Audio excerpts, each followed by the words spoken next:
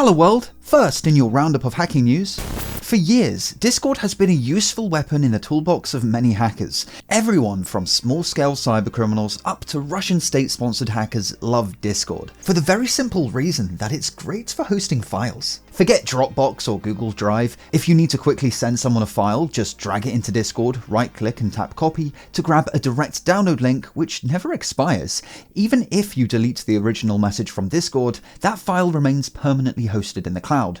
Not only is this useful for us mere mortals to share stale memes, but cybercriminals love this, because not only does it provide somewhere for them to host their malware, but these links are direct download links, so there's no annoying landing page that makes a victim wait a couple seconds before downloading. It also means that the links can be embedded within malicious scripts. The icing on the cake though is that the Discord domain name is well trusted, so downloads are way less likely to be blocked by a victim PC than if they came from some obscure Russian file hoster.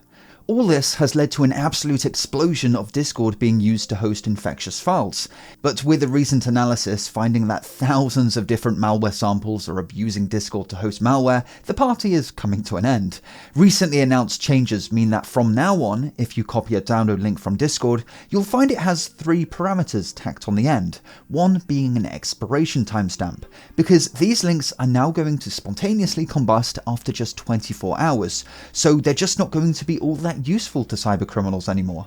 Because, for example, by the time a victim reads a phishing email with a malicious Discord download link, that link will likely already be dead. However, this won't make a difference at all to downloading files within the Discord client, as those links will automatically update when they expire.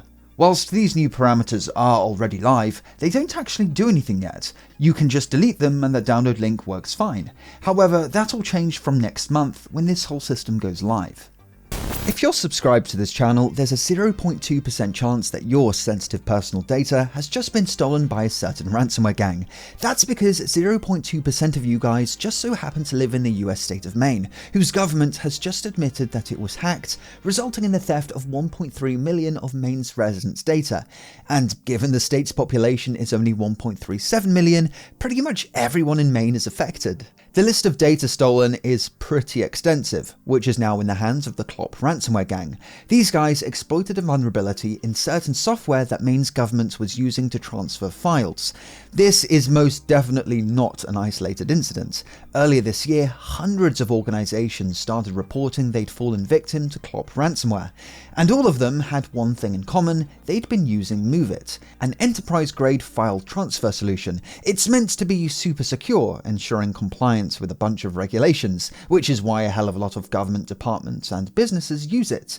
But Klopp came across the holy grail of ransomware gangs, a zero-day SQL injection vulnerability in MoveIt, which gave Klopp access to sensitive data being held by governments and big businesses that rely on it.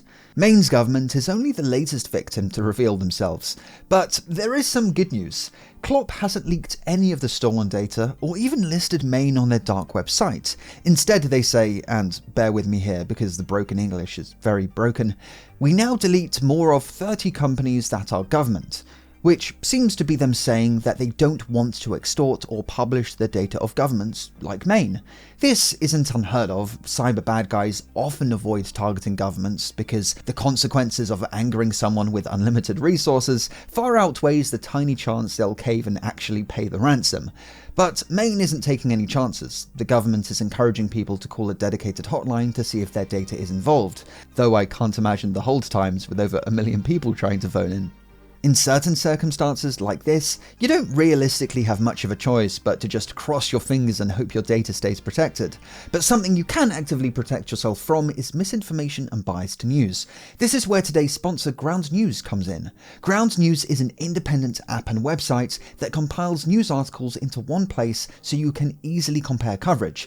I've been using the Vantage plan with Ground News for my research because it helps me see the full story from all perspectives. For instance, this data breach breach story has more than 20 sources that mainly lean towards the center, but given the 11% low factuality rating, it means there could be sensationalized headlines in the mix. I particularly like how I can see the ownership, factuality, and bias labels for each source, which provides a new level of transparency. For example, Mashable, with mixed factuality, says the breach was with the entire state's population, whereas TechRadar with high factuality says nearly all state residents were affected. Despite being the same story, it's framed slightly differently.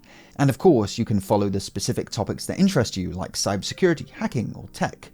Right now, they're having their biggest sale of the year. You can get 40% off their Vantage subscription if you use my link at ground.news/Satonic in the description below, or you can subscribe to their pro plan for less than $1 a month. I really like what Ground News is doing here, and I hope you'll check them out. You're going to love this story.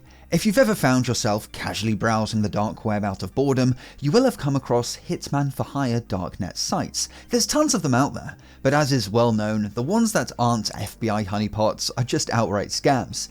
But every so often, some idiot with a grudge who's heard of the mysterious dark web downloads the Tor browser and orders one of these hitmen, only to end up in jail. This is where rentahitman.com comes in. It's a clearnet site that parodies dark web murder for hire services, and as far as parodies go, this is as good as it gets. Tired of getting bullied? Rent-A-Hitman has assisted individuals just like you who have been the victim of bullying at the gym, in the office, or at the club. With a wide variety of solutions available, we ensure that your situation is resolved accordingly with the proper care and attention it deserves. The website has customer testimonials and even discount packages for seniors and group buys. It's obviously a parody site, I mean, they sell merch. Surely no one is dumb enough to believe that this is an actual Hitman for hire site and unironically fill out the contact form for a free consultation, right? Well, think again, because the DOJ has just revealed that on one summer's afternoon last year, someone requested a free consultation going by the name Jasmine Brown. The owner of rentahitman.com immediately contacted the FBI, who put Jasmine in touch with an undercover agent going by the name Ace. The pair met up at a Waffle House in New Orleans, where Jasmine explains that she'd been having a feud with another woman over social media and, well, wanted her dead. After they agreed on a price of just $1,000, which seems suspiciously cheap, Jasmine paid a down payment of $100, after which she was arrested on the spot. Jasmine, otherwise known by her real name Zandra Ellis, has just been jailed for 18 months. But this isn't a one-off case. The operator of rentahitman.com claims that over the years, he's disrupted over 150 credible murder for hire requests. White hat hackers have demonstrated how a keylogger, hidden within a keyboard, can abuse Apple's Find My network in order to steal keystrokes. As is well known, Apple's Find My network harnesses the worldwide network of all iOS devices in order to locate lost Apple products. After being separated from its owner, an AirTag sends out frequent pings, which are picked up by the iPhones of random passers-by, which then tack on GPS coordinates of the ping and sends the data back to Apple so the owner can track down their missing item. But a couple years back, researchers reverse-engineered the Find My protocol, discovering that Apple actually did a really good job of privacy here. The location reports can only be decrypted by the owner of the missing item, and because of how the Find My protocol is designed, Apple can't even see which AirTags belong to your Apple ID. Apple's focus on privacy, whilst laudable, inadvertently made possible some interesting uses of the network. Using a cheapo Bluetooth development board, it's possible to emulate a bunch of AirTags, encoding short strings of arbitrary data in their public keys. Then, this data can be pieced together by the receiver, creating a kind of global one-way communication channel. Whilst all this research did come out a couple of years back, it's only now been put to use in something more practical. German researchers embedded an Evil Crow keylogger that can be bought for just $35 within a keyboard. By default, this keylogger just spawns a Wi-Fi hotspot that an attacker can connect to in order to retrieve locked keys. But the chip that powers the Evil Crow, an ESP32, also supports Bluetooth, which the researchers used to emulate a bunch of homeless AirTags, harnessing the Find My network to send keystrokes back to a would-be attacker. The researchers achieved a bandwidth of 26 characters per second, which is pretty good, but it came with a potentially unlimited latency, because that just depends on how often an Apple user happens to stroll by. But with 2 billion Apple devices worldwide, it shouldn't take long. Whilst using the Find My network to send keystrokes might not be quite as reliable than, say, a 3G dongle hidden within the casing of a keyboard, it is a hell of a lot stealthier, and it's free. However, there probably won't be an explosion of malicious keyboards abusing this in the wild, because IRL use of hardware keyloggers, regardless of the exfiltration method, is incredibly rare. There's only a handful of publicly known cases of these things being used maliciously, and more often than not, it's just some kid trying to get their teachers creds so they can change their grades. As always, thanks for watching, and I'll see you in the next video. Have a good one.